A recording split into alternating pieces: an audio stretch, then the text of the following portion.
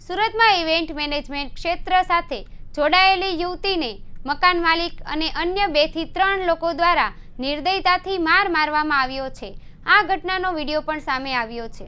પીડિતા મુંબઈની રહેવાસી છે અને તે ઇવેન્ટ મેનેજમેન્ટનું કામ કરતી હોવાથી ઘણા સમયથી સુરત રહે છે।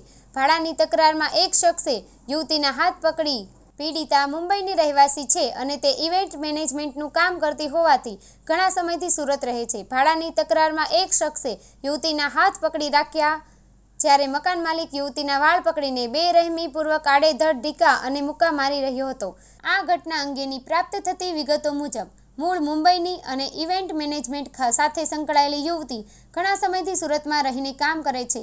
છેલ્લા 2 મહિનાથી ભાડું ચૂકવવાનું બાકી હોવાથી મકાન માલિક સહિત 3 થી 4 શખ્સો ઘરમાં ઘૂસી આવ્યા હતા।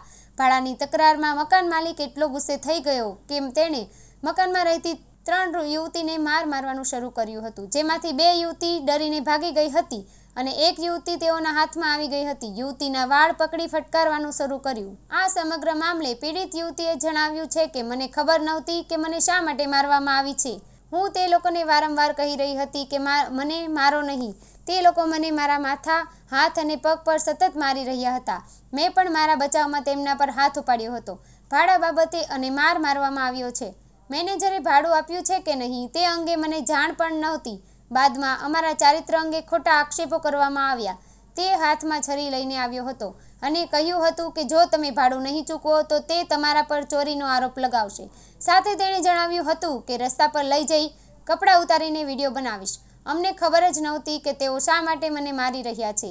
આ યુવતીએ વિડીયો પણ આપ્યા છે। પીઆઈ આ સમગ્ર મામલે ઉમરા પોલીસ મથકના પીઆઈ જે પટેલે જણાવ્યું હતું કે યુવતી દ્વારા ફરિયાદ દાખલ કરવામાં આવી છે। 3 લોકો સાથે મારામારી એટલે કે આઈપીસી કલમ 323 દાખલ કરવામાં આવી છે। યુવતીએ વિડીયો પણ આપ્યા છે જે અંગે તપાસ ચાલુ છે।